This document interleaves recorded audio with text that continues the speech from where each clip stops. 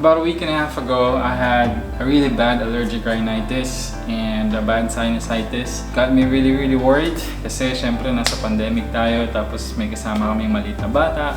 Of course, I don't want them to get sick either. I was anxious. Of course, I thought it was COVID, but good thing it only lasted for a day. Syempre, and that led me in buying this Xiaomi Air Purifier 3C. And so welcome guys, this is Keith and this is Keith's Daily. In this channel, we're doing a lot of unboxing and reviews ng mga cheap pero quality na gadgets such as this, alright? In the hopes of assisting or makatulong sa mga smart parents like us, especially nowadays, right? Unique problems require unique solutions, di ba? As much as possible, we would really want to be safe all the time. Bawal magkasakit, mahal magkasakit.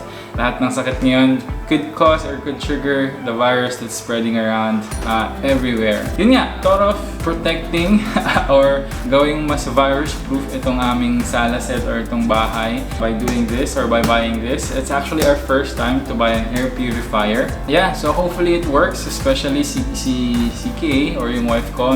Minsan nagkakaroon din siya ng allergic rhinitis. So hopefully makatulong to.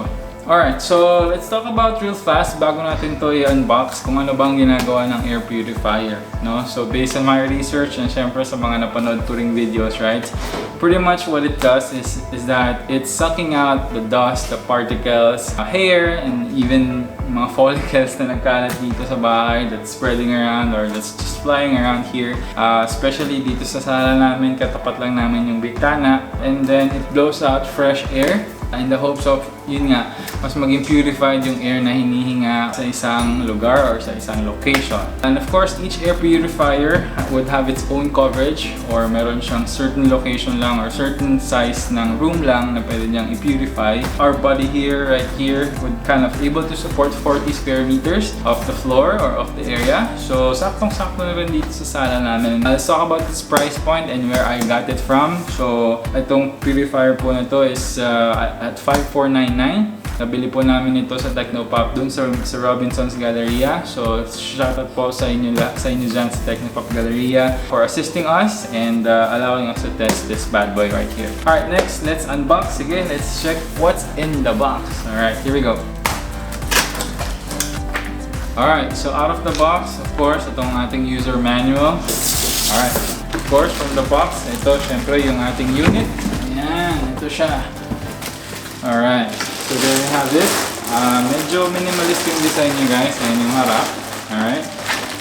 Yeah, alright. It's about 2.5 feet approximately, right? So yan, you'll see yung filter niya sa ilalim or yung parang mini vacuum niya sa ilalim. And then of course, this is where the fresh or filtered air will come out or will blow out dito sa taas niya. So like I've said, bagay na bagay ito dun sa mga minimalist yung style or yung theme ng bahay because it's plain white. Alright, and maliit lang yung panel niya. Alright, maliit lang yung display niya and nothing else to see but the mesh down at the bottom. And yan, ito na siya. Like I've said, 2.5 feet. Yan lang yung arms ko. So, yan. Alright, so yan. From the back, of course, we'll see the power cord around here. Medyo mahaba-haba naman siya. So yeah, saksak natin so we can try. But before we do that, madali lang din naman tanggalin yung filter. Madali lang din naman buksan to. So you can see the filter. Push both sides here. Yan. And then, yan na siya. Of course, yan yung motor niya sa ibabaw. And then, you just pull this thing up. Yan. Ito yung gray filter niya. Alright, so it's a class 13 or grade 13 type of filter. I've heard some great feedback about this also compared to the, the typical brands that are also seen sa Shopee, sa Lazada. Those are cheaper options that you can also go for actually depending din sa budget natin. Yeah, medyo malaki kasi yung sala namin so we kinda opt in for the Xiaomi 3C. Alright, so tara, saksak natin and let's try so you guys can see what's in the panel. Before we turn it on, let's talk about its filter. You can buy this thing online as well from Lazada or Shopee. You just gotta make sure you have the proper brand or make and model ng filter na bibili natin para sa ito. Alright, so let's turn it on. Nakasaksak na siya. So let's see. Buksan natin siya. There you go. You just press the power button na nandito. There, oh my gosh. So I can already see some dust. Literal, nakita ko na yung mga dust na umangat for some reasons. I'm not sure. Pero yan, currently, yun yung display niya. Alright? Ito yung panel niya. Very small lang siya. Very small circumference. And you'll only see digits and numbers there. So, yun.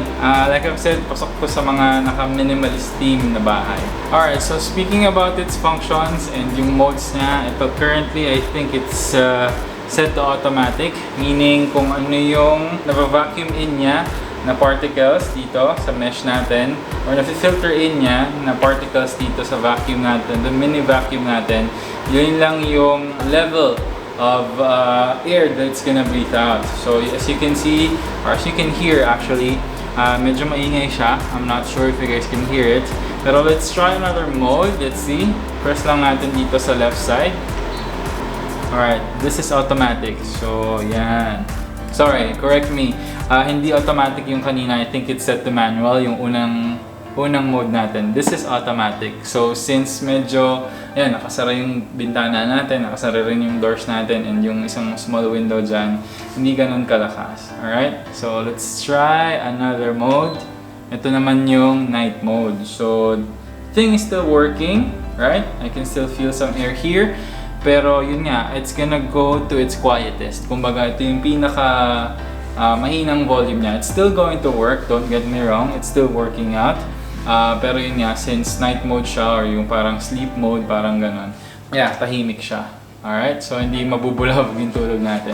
So another cool feature or function about this air purifier ni Xiaomi na 3C is that it also works with Google Assistant and Alexa. So kung yung mga bahay nyo is Google Home setup or full Google Home setup or a full Alexa setup, pwede siyang i-connect.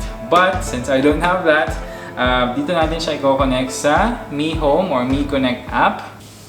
So there you have it, folks. So our Xiaomi Air Purifier 3C, like I've mentioned, this thing is going to help us a lot in our daily lives, lalo na nandito lang kami sa bahay, work from home setup. Especially my son, lagi siyang nandito sa sofa, so lagi siyang exposed dun sa maraming dust and particles, and hopefully mas maging protected and mas maging well defended pa siya sa mga sakit. Hopefully I was able to help you guys with this. I'm recommending this Xiaomi Air Purifier 3C for families or parents like us that are really protective sa ating mga anak or sa ating buong pamilya. I'm sure it's gonna help you guys a lot with your allergic rhinitis or dun sa mga pagkagising sobrang clogged nose or unlimited baheng like my wife. Let me know if you guys have any questions below. I'll be more than happy to answer them for you. Alright? So tune in for more reviews, unboxing sa mga cheap but quality gadgets.